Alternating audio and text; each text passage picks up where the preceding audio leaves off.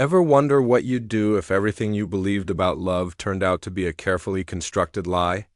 Imagine standing at the altar in front of 500 people, cameras rolling, about to say, "I do" to someone who's been playing you like a fiddle for 2 solid years. That's exactly what almost happened to one of America's wealthiest men.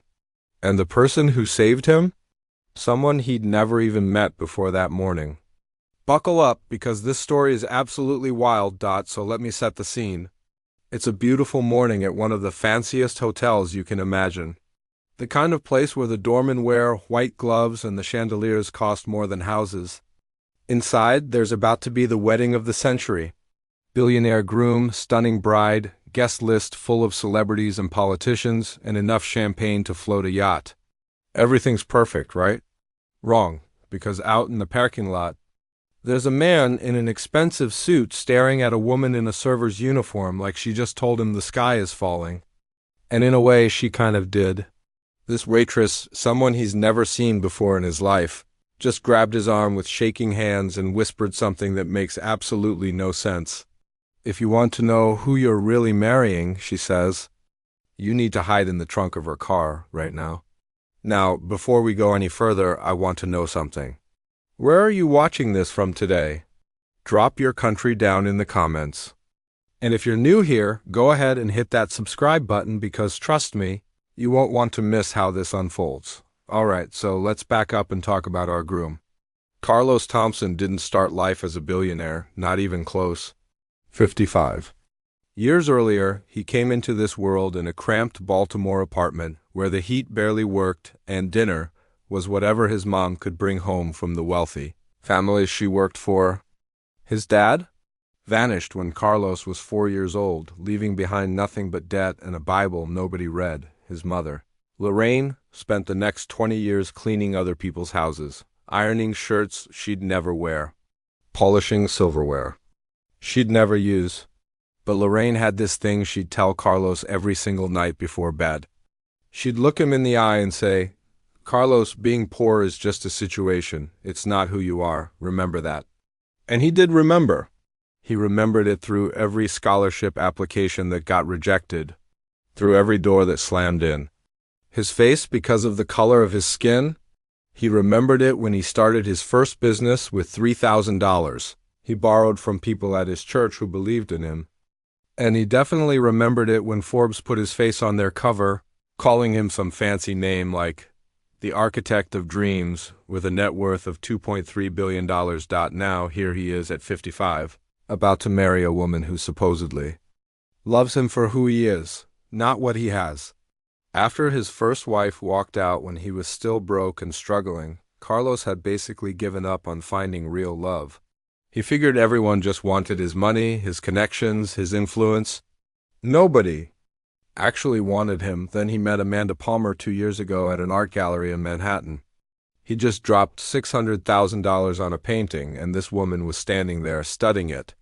When he walked up to her, she didn't even recognize him, had no clue who he was. She just turned around and said, "The technique is impressive, but it doesn't have any soul, don't you think?" Nobody had talked to Carlos like that in years. Everyone around him wanted something, his executives, his advisors, politicians begging for donations. But Amanda, with her architecture degree and her quiet confidence, seemed to want nothing at all. And when he proposed, she cried and told him, "I fell in love with you because of who you are, not what you have." Those words healed something broken inside him, something that had been shattered since his first wife looked at their empty bank account and said she couldn't do this anymore. Amanda was different. Amanda was real, or so he thought. Now, let me introduce you to the woman who saved him. Candace Williams had been working at this hotel for 15 years. She knew every corner, every secret passage, every room where powerful people did business they didn't want anyone knowing about. At 42, she'd become invisible in the way service workers often are. Guests looked through her, not at her. They talked freely around her, assuming she didn't matter. Most of the time, Candace didn't mind. The job paid enough to keep her daughter Destiny in college, and after everything they'd been through, that was enough. Her husband had died 8 Years earlier in a construction accident, leaving her to raise their girl alone. But Candace was tough. Always had been, except when it came to her brother Jerome. 5 years ago, Jerome Williams was on his way up. He was a rising accountant with a bright future, a wife, a baby on the way, and dreams of opening his own firm. Then he met a woman who promised to invest in his business. She was charming, sophisticated, and completely fake. By the time Jerome figured out the truth, she'd used his identity to move almost $2 million through accounts he didn't even know existed. The authorities didn't believe him. Why would they? Just another black man caught up in financial crimes, they figured. His wife left. His reputation was destroyed. And one November morning, Jerome walked into his garage, started his car, and never came back out. Candace found him 3 hours later. That image never left her mind. She spent the next 5 years quietly learning everything she could about how these scams worked. She couldn't bring Jerome back, but she swore that if she ever saw the same pattern again, she wouldn't stay quiet. She see OYODN single quotes T. Fast forward to the night before Carlos's wedding. Candace is cleaning the VIP floor when she hears voices coming from behind a door that's not quite closed all the way. She recognizes the bride's voice immediately. Amanda Palmer is speaking rapidly in what sounds like Mandarin, a language Candace knows bits of because Jerome had studied it for business. After the signing, the joint account will be activated. Everything according to plan. Candace freezes. Those words, that pattern. Her heart starts pounding like a drum. She presses herself against the wall, barely breathing. Through the crack in the door, she watches a man slip into Amanda's room. He's tall, well-dressed, and definitely not Carlos Thompson. Amanda greets him with a hug that's way too intimate for a woman about to marry someone else. 2 years, Amanda says, switching to English. I'm exhausted, David, but after tomorrow we'll have enough to disappear. David, that name burns itself into Candace's memory. Later that night, while emptying trash bins, Candace notices a folder that fell beneath a service cart. Inside are photographs of Carlos Thompson, detailed lists of all his assets, and this complex diagram showing money flowing through shell companies in the Cayman Islands. Candace's hands start trembling. This is it, the exact same scheme, the same trap. Just a different victim. She thinks about Jerome, about the nephew who'll never know his father, about every night she'd laid awake wondering if she could have said something, done something, been brave enough to speak up when it mattered. Candace Williams had been silent once. She wouldn't be silent again, but who would believe her? A black waitress accusing the fiancé of one of America's most powerful men? She needed Carlos Thompson himself to see the truth, and she had only one shot to make it happen. At 7. The next morning, Candace is waiting in the parking lot. She's been there for 2 hours, rehearsing what she's going to say, knowing that if she messes this up, everything's lost. She's also been watching Amanda's silver Mercedes. The bride has this habit of leaving her trunk unlocked, something Candace noticed over the past week while keeping an eye on her movements.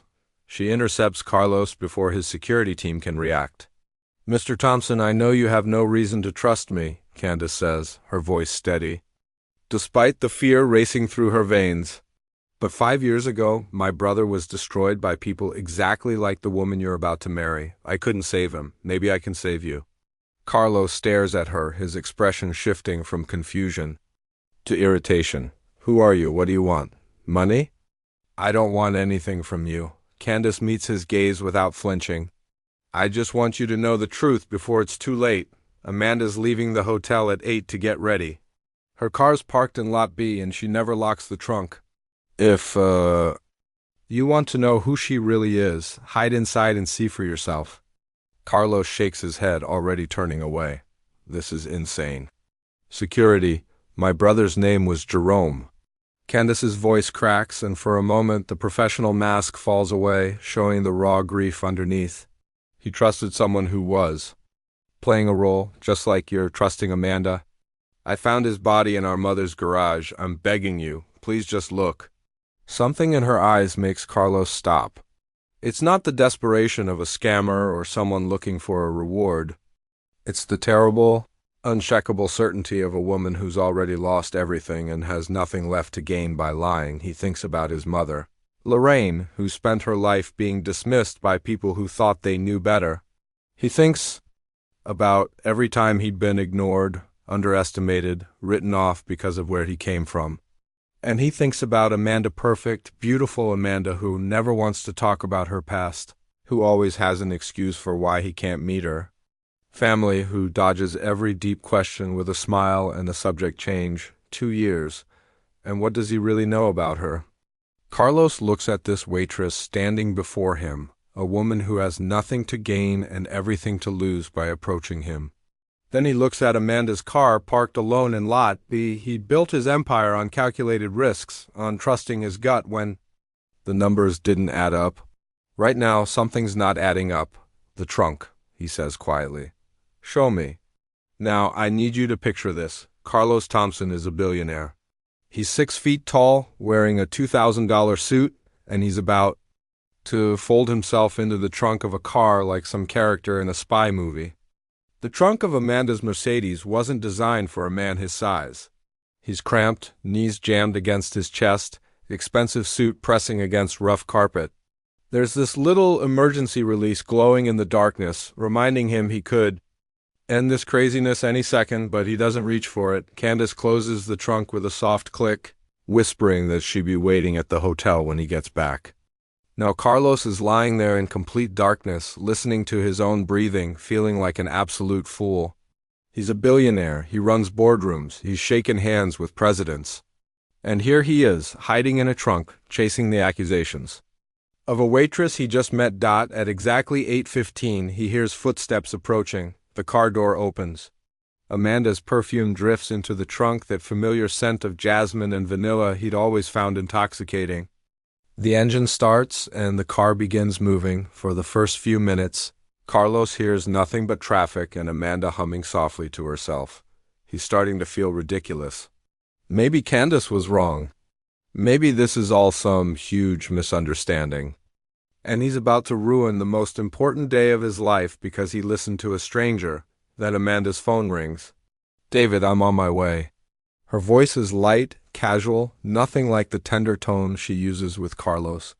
"Don't worry, after today, everything will be finalized. 2 years of this exhausting performance, and we're finally at the finish line." Carlos stops breathing. Amanda laughs at something David says on the other end. "Manipulating him was easier than I expected. Honestly, you just have to find their weakness." With Carlos, it was simple. He's been desperate for unconditional love his whole life. So I gave him exactly that illusion. Told him I didn't care about his wealth. He believed every word, like a man dying of thirst believes in a mirage. Each word is like a knife sliding between Carlos's ribs. The night he proposed flashes through his mind. Amanda's tears, her trembling voice, the way she looked at him like he was the only person in the world, all of it every moment, a performance. The joint accounts will be activated the moment the marriage is official, Amanda continues. Then we transfer everything through the common shell companies. By the time anyone realizes what happened, we'll be in Panama with new identities. Sophie keeps asking when Daddy's coming home. Sophie, Daddy. The words crash into Carlos like a freight train. Amanda had told him her family was dead. Parents killed in a car accident. No siblings, no children. She said she wanted to start fresh with Carlos, build a family together from nothing. But there's a child, a daughter named Sophie, and a father who isn't Carlos. After 45 minutes, the Mercedes finally stops. Carlos hears Amanda exit, her heels clicking against pavement. He waits until the sound fades before carefully releasing the trunk latch. He finds himself in a residential area he doesn't recognize. Upscale townhouses line a quiet street. Amanda has disappeared into one of these homes, a 3-story brownstone, with ivy climbing its walls. Carlos approaches cautiously, his heart hammering. Through a ground floor window, he sees her. Amanda standing in the middle of a warmly decorated living room. But she's not alone. A man holds her in an embrace that speaks of years of intimacy. This is David, tall, handsome, with the confident posture of someone who's been running this game for a long time, and then Carlos sees the child, a little girl, maybe 4 years old, comes running from another room. She has Amanda's eyes and David's smile, and she launches herself into Amanda's arms with the pure joy of a daughter greeting her mother. "Mommy, you came back!" Amanda's face transforms completely. Gone is the cool, sophisticated mask she wears. Around Carlos, in its place is genuine warmth, real love, the kind of authentic emotion Carlos believes she reserved only for him. "Of course I came back, sweetheart." Amanda kisses the child's forehead. "Mommy always comes back." David wraps his arms around both of them, creating a picture of domestic happiness that makes Carlos physically ill. This is a family, a real family, and Carlos is nothing but a mark, a target, a means to an end. Through the window, Carlos can see documents spread across a dining table. He recognizes his own face in photographs, his properties listed in neat columns, his charitable foundations, accounts highlighted in yellow. They've mapped out his entire life, every asset, every vulnerability. He also sees a list with other names, other photographs, other wealthy men who presumably fell victim to this same scheme before him. Carlos stumbles backward, his legs barely supporting his weight. The woman he loves doesn't exist. She never existed. Amanda Palmer is a character, a role played to perfection by someone whose real name and real life remain completely hidden from him. 2 years. 2 years of dinners and conversations and quiet moments that Carlos had treasured as the happiest of his life. 2 years of believing he'd finally found what his mother always wanted for him, a partner, a family, a future. All of it was a lie. He makes his way back to the hotel in a daze, taking a taxi and barely registering the driver's attempts at conversation. When he arrives, Candace is waiting in a service corridor just as she promised. "You were right." Carlos's voice sounds foreign to his own ears, hollow and broken. "Everything you said. It's all true. She has another life, a husband, a daughter named Sophie. I was just a job to her." Candace guides him to a quiet corner, away from the wedding preparations continuing throughout the hotel. Staff members rush past carrying flowers and champagne, unaware that the groom's world just collapsed. "I'm sorry," Candace says gently. "I know this isn't what you wanted to hear," Carlos laughs bitterly. 2 years. I thought I was building something real. How could I not see it? "These people are professionals," Candace says. She reaches into her pocket and withdraws a small envelope. "They've been doing this for years. They study their targets. They learn exactly what you need to hear, what you're desperate to believe. Then they become that fantasy."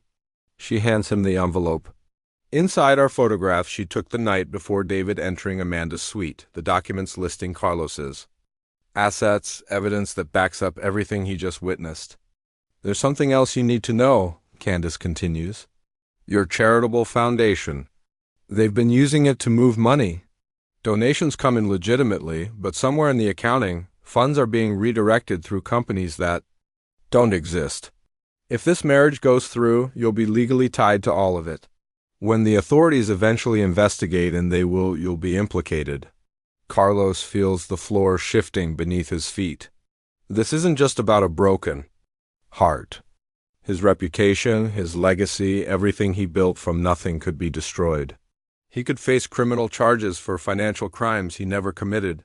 "Why didn't you go to the police?" Carlos demands. "Why come to me instead?" Candace's expression hardens with old pain. "Because I tried that once before. When Jerome was still alive, I begged the police to investigate. They looked at me like I was wasting their time, just another black woman making wild accusations against sophisticated people. Nobody cared enough to look deeper." Her voice grows stronger. "I watched my brother lose everything because nobody believed him. But you have power. You have resources.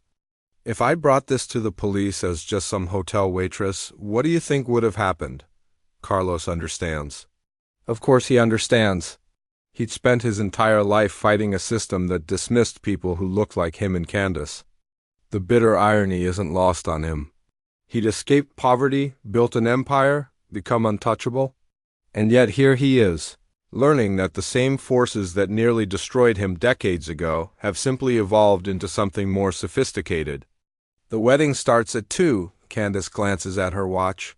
You have less than 4 hours to decide what you want to do. Carlos sits alone in his suite, staring at the photograph of himself and Amanda taken the night of their engagement.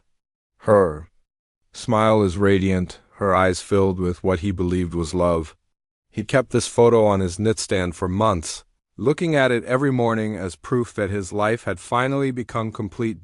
Now he sees only a mask. At noon, Amanda knocks on his door.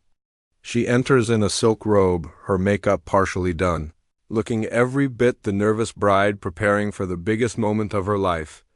Darling, I've been looking everywhere for you. She rushes to embrace him, and Carlos forces himself not to recoil. Where have you been all morning? I was starting to worry. You just needed some time to think. Carlos keeps his voice neutral, his face carefully blank. Big day? Lots of emotions? Amanda studies him with those beautiful eyes that captured his heart so completely. For a moment, Carlos almost sees genuine concern there. Almost believes that somewhere beneath the performance, some part of her cares for him. You're not having second thoughts, are you? She touches his cheek gently. After everything we've built together? Built together? The words taste like ash in his mouth. Of course not. Carlos manages a smile that feels like shattered glass. Just nerves, I'll be fine. Amanda kisses him softly before leaving to continue her preparations. Carlos watches her go, the woman he loved, the woman who never existed. He thinks about his options. He could cancel the wedding quietly, claim illness or family emergency. Let Amanda slip away with whatever she's already managed to steal and simply count his losses. His reputation would remain intact, no scandal, no public humiliation, but then she'd do this to someone else. Another lonely man desperate for love. Another victim who might not have a Candace Williams to warn him in time. And what about Jerome? What about all the people these predators destroyed before Carlos? Doesn't he owe them something? Doesn't he owe himself the truth, even if that truth comes with a price? Carlos picks up his phone and makes 2 calls. The first is to his personal attorney. The second is to a contact at the FBI. By 1 o'clock, a plan is in motion. The wedding will proceed as scheduled. Every camera will be rolling. Every guest will be watching. Every news outlet will be covering what they believe is the social event of the year, and then Carlos Thompson will reveal exactly who Amanda Palmer really is. He meets with Candace one final time in the service corridor. I need you to testify, Carlos tells her. What you saw, what you heard, all of it? The FBI wants documentation, witnesses, everything we can give them to build a case. Candace doesn't hesitate. I've been waiting 5 years for this chance. I'll tell them everything. You understand what this means for you. Your job here is finished. Amanda's people might try to intimidate you. Your life is going to become very complicated. Mr. Thompson, my life became complicated the day I lost Jerome. Candace's voice is steady. I've spent every day since then preparing for a moment like this. I'm ready. Carlos looks at this woman who risked everything to save a stranger. She has no wealth, no power, no influence. All she has is her integrity and her courage. And yet she's done what no one else in Carlos's life managed to do. She told him the truth. Thank you, he says quietly, for being brave when it mattered. Candace shakes her head. Don't thank me yet. We still have to get through the next few hours. At 1:30, Carlos Thompson stands before a mirror in his groom's suite, adjusting a tie that costs more than Candace earns in a month. Outside, 500 guests are taking their seats. Cameras are being positioned.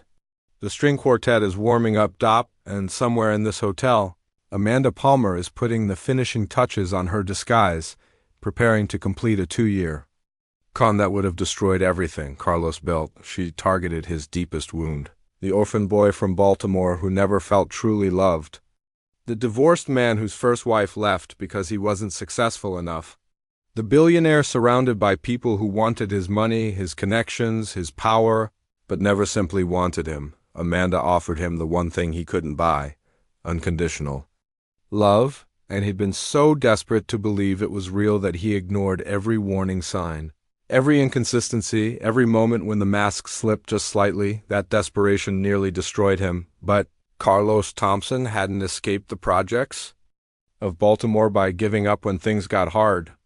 He hadn't built a billion-dollar empire by letting others define his fate, and he wouldn't let this woman reduce him to just another victim in her collection. At 1:45, Carlos leaves his suite and walks toward the grand ballroom where his wedding is about to begin. The trap is set.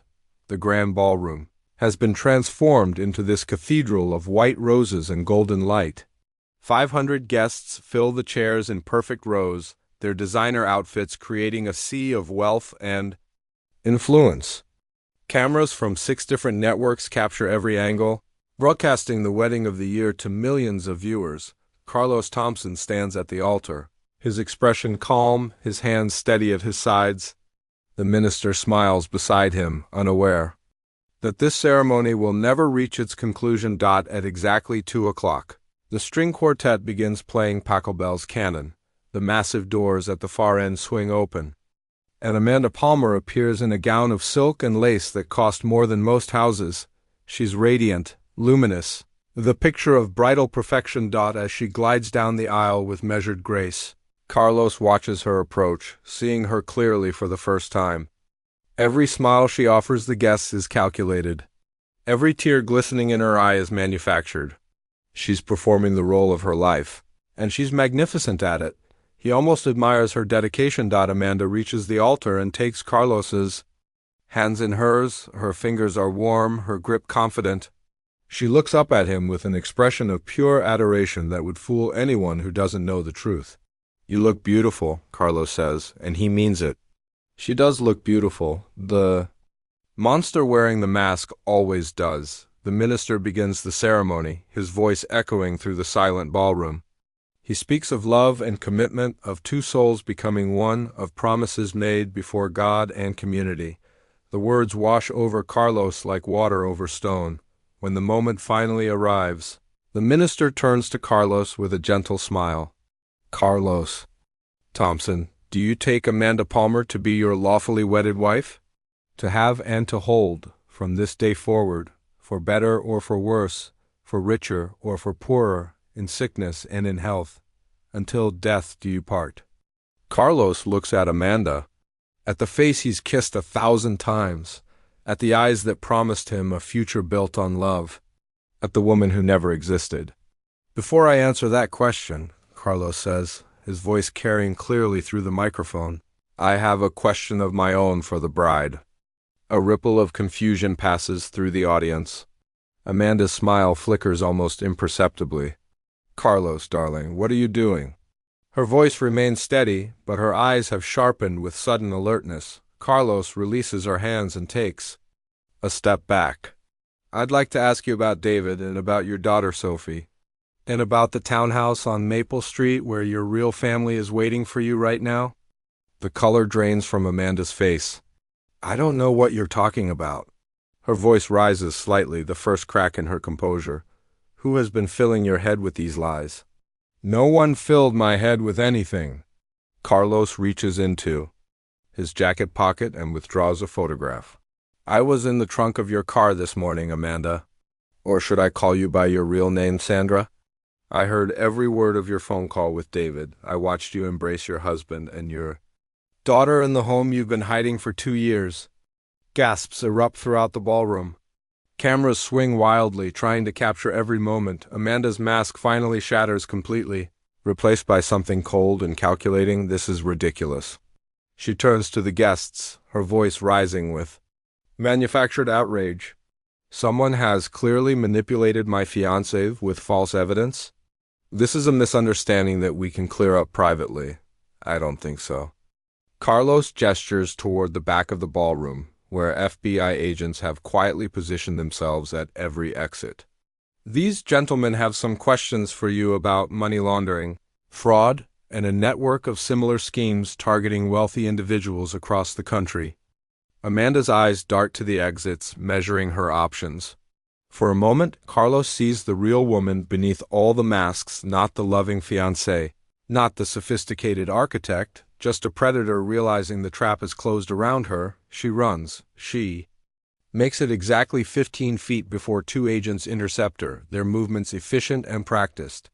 Across the ballroom, another commotion erupts as David, who'd been sitting in the back row disguised as a guest, is also taken into custody. Amanda screams at Carlos as they lead her away. "You have no idea what you've done. You have no idea who you're dealing with." Carlos watches her go, feeling nothing but a vast emptiness where his love once resided. The woman he planned to spend his life with is being dragged out of their wedding in handcuffs, and all he can think about is how convincing her tears had been on the night he proposed. 3 months later, the full scope of the operation becomes clear. Amanda's real name is Sandra Mitchell, and she'd been running variations of this scheme for over a decade. David is her husband and partner, and together they defrauded 12 wealthy men of a combined $47 million before targeting Carlos. The investigation confirms that funds from Carlos's charitable foundation had been redirected through shell companies. But because the scheme was exposed before the marriage, Carlos is cleared of any wrongdoing. He cooperates fully with authorities, and his testimony helps build the case that eventually puts Sandra and David away for 25 years each. Candace Williams testifies as well.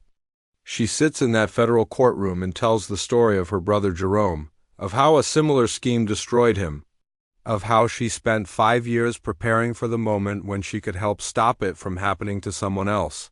Her testimony is crucial in establishing the pattern of behavior that proves this wasn't an isolated incident. The media paints Carlos as a sympathetic figure, a successful man deceived by professional criminals. But Carlos knows the truth is more complicated. He wasn't deceived by superior acting alone. He was deceived because he wanted to believe so badly that he ignored every warning sign. On a quiet afternoon in December, Carlos invites Candace to his office in downtown Manhattan. She arrives in the same practical clothes she always wears, looking distinctly out of place among the marble floors and original artwork. "I've been thinking about how to thank you," Carlos says, gesturing for her to sit. "I could give you money, I could buy you a house.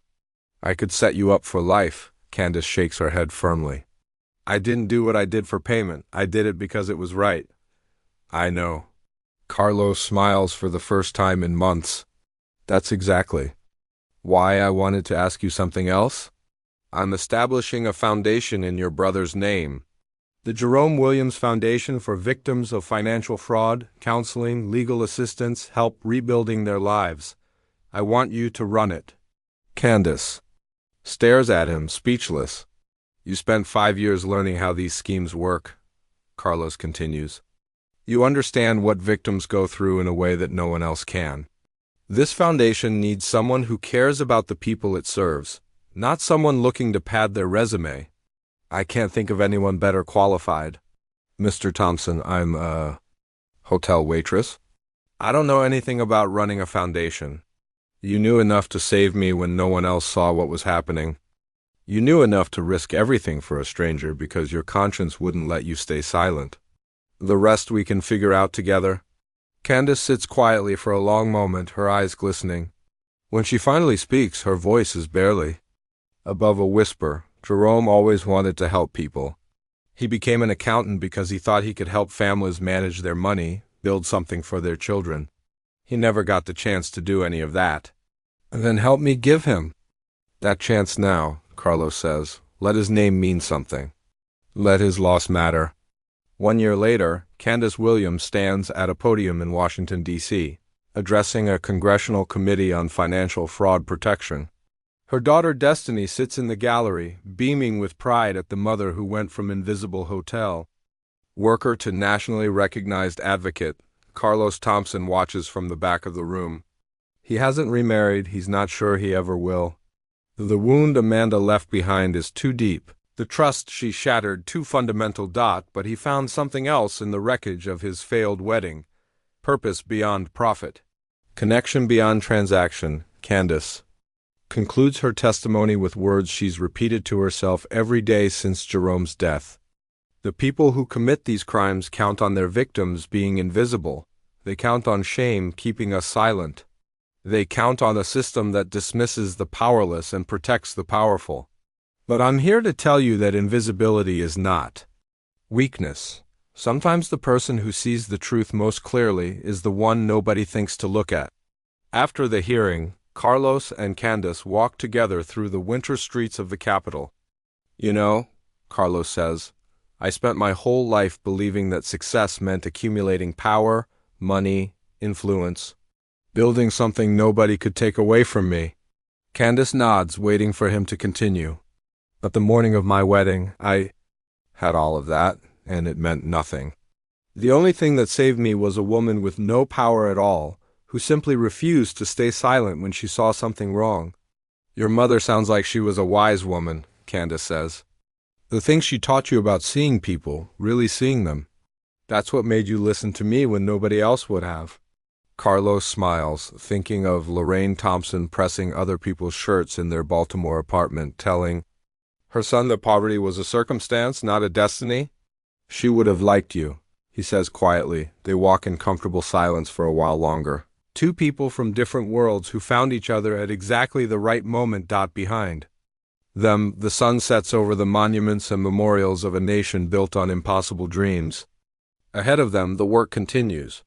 There are always more victims to help, more predators to expose, more invisible people waiting for someone to finally see them.